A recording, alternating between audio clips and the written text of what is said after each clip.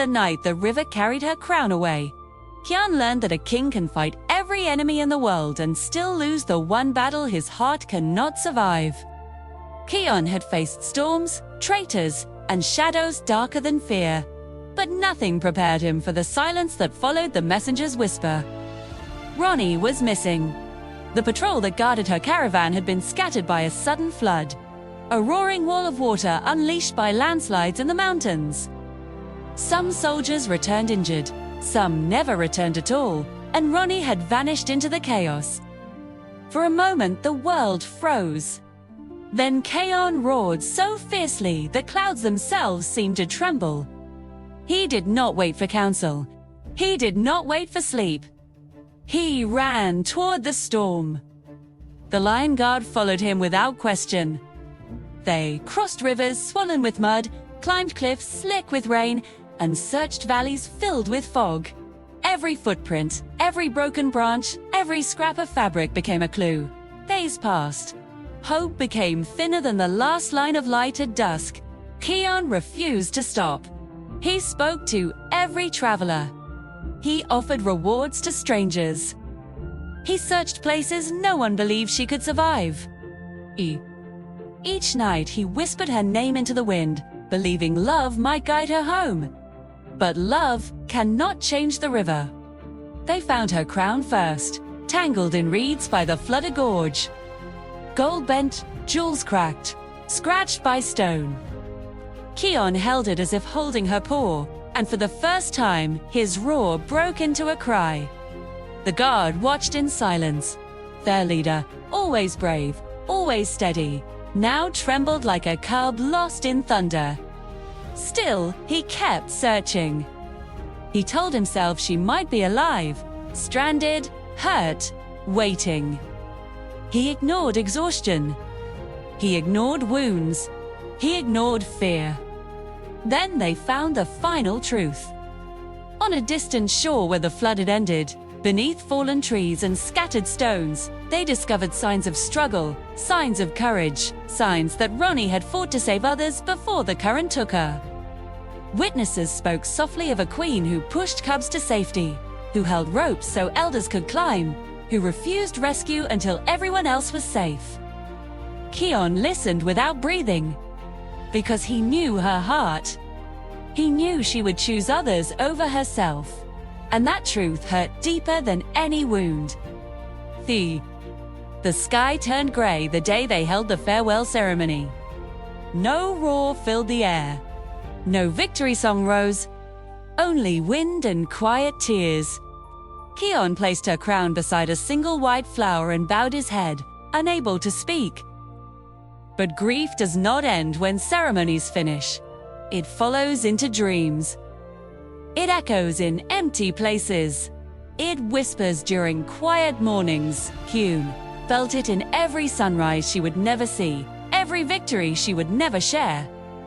The Pride Lands noticed their king had changed. He spoke less, smiled less, roared less. He ruled well, but his joy was gone.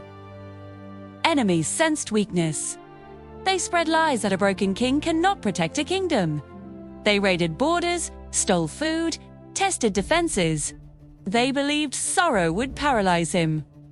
For a moment, it almost did. Kion stood on Pride Rock one night, staring into darkness, asking why strength could not save her. Why courage was not enough. Why love had no power against the river. He wanted to scream at the sky. He wanted to abandon the crown. He wanted to run from memories that hurt more than claws. Padeni remembered her last choice. She had saved others first. She had lived with honor until the end. If he surrendered to despair, her sacrifice would mean nothing. So he rose. He trained harder. He protected villagers personally. He listened to the weak. He rebuilt bridges the flood had broken. He spoke gently to cubs who feared storms. He turned grief into purpose, yet inside, the wound remained. One evening, a young lioness approached him, shaking with fear after losing her mother to illness. She asked him how to live when someone you love is gone forever. Kion wanted to say there was no answer. He wanted to say pain never fades. Instead, he told her truth. Love does not end with loss. It becomes a light we carry. It hurts, but it guides. Ned, we honor those we lose by protecting what they loved. The lioness hugged him, crying. Kion realized that helping her eased his own pain. Slowly, step by step, he learned grief could become strength if shared. Months later, the river flooded again. Panic spread across the plains. Memories of Ronnie's death haunted everyone. But Kion did not freeze. He organized rescues, built barriers, guided evacuations, saved lives. When the waters fell, thousands survived because of what he learned from losing her. That night, he stood beside the calm river and whispered goodbye again, not in despair, but in gratitude. She had shown him courage even in death. She had taught him that love can guide a king long after the beloved is gone. And though tears still came when stars were bright and silence deep, Kion no longer ran from pain. He carried it like a sacred promise, because the queen he could not save had saved his soul. And through his grief, he became the protector she believed he could be. The first sunrise after peace returned should have felt warm, but to Kion it felt cold, because victory without her laughter sounded like silence dressed as triumph. The Pride Lands were safe again. Rivers flowed gently, borders were guarded, cubs played without fear. Yet every joy reminded him of the queen he could not save. Ronnie had loved these mornings, loved watching light crawl over grass, like hope returning after night. Now Kion stood alone on Pride Rock, wondering how a king protects a kingdom when his heart feels like broken stone. He tried to hide his sorrow. He trained harder. He worked longer. He took every patrol himself. But grief has a voice that cannot be silenced. It speaks in quiet places, in empty pause, in memories that appear without warning. The guard noticed their leader was losing sleep. Elders noticed he barely ate. Cubs noticed he no longer laughed at their games. One evening, an old baboon healer came to him and said softly, "Strength is not pretending you are not hurting. Strength is letting your pain teach you." Kion listened because he knew he was fighting the wrong enemy. He had been fighting sorrow as if it were a rival king. But sorrow was not an enemy. It was love refusing to disappear. So he did something harder than battle. He spoke about her. He told stories of her bravery, of her kindness, of how she believed mercy makes power meaningful. Told cubs how she helped the weak, how she trusted strangers, how she chose honor when fear was easier. Every story made the Pride Lands remember her, and every memory felt like sunlight breaking through clouds. But the world still tested him. A coalition of wandering hyenas and rogue lions attacked the eastern plains, believing a grieving king would hesitate. They burned grass, scared herds, threatened villagers. The guard prepared for war. Kion felt anger rising like fire, because rage is easier than grief. He wanted revenge. He wanted to punish them until fear returned to his enemies. Then, he remembered her last act, saving others before herself. If he ruled with rage, he would betray the love he lost. So, instead of destruction, he chose strategy. Instead of hatred, he chose justice. He surrounded the invaders, offered surrender, protected prisoners, rebuilt damaged land. Some enemies changed, some fled, but none forgot the mercy of a king who fought without cruelty. That night, the guards celebrated, yet Kion sat quietly by the river. He realized something painful and beautiful. He could not save her body, but he could save her dream. Every life he protected honored her memory. Every child he helped was proof her love still lived. Seasons passed. Flowers grew where floods once roared.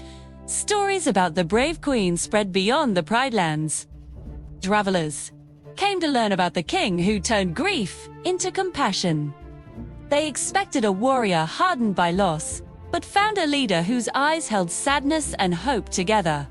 One day, a small cub asked him, "Do heroes cry?" Kion knelt and said yes, because tears show we care deeply, and caring deeply is the reason heroes fight. The cub smiled, and Kion felt something inside him heal. Hugh visited the gorge where they had found her crown. He placed new flowers there, stronger than before. He whispered promises, not of revenge, but of kindness. He promised to protect strangers, to help the weak, to rule with honor. He realized love does not demand perfection. Love asks us to keep trying even after we fail. Years later, when storms came again, the Pride Lands did not panic. They followed Kion's plans, helped each other, saved one another. No one was left behind. When the waters fell, elders said softly that the queen who died had saved the kingdom through the king who remembered her courage. That night, under bright stars, Kion finally felt peace, not because pain vanished, but because purpose grew stronger than sorrow. He understood that losing someone does not end love. It changes it into responsibility. It becomes a light guide in choices, shaping courage, reminding us who we must be. He looked at the horizon and imagined her smile in the sunrise. He knew he would miss her every day, too. He knew the wound would never fully close. But he also knew he was still her king, still her friend, still her promise to the world. And as the wind carried whispers through tall grass, the Pride Lands saw a ruler who had faced the hardest battle of all, the battle of the heart, and had not become bitter, not become cruel, not become broken.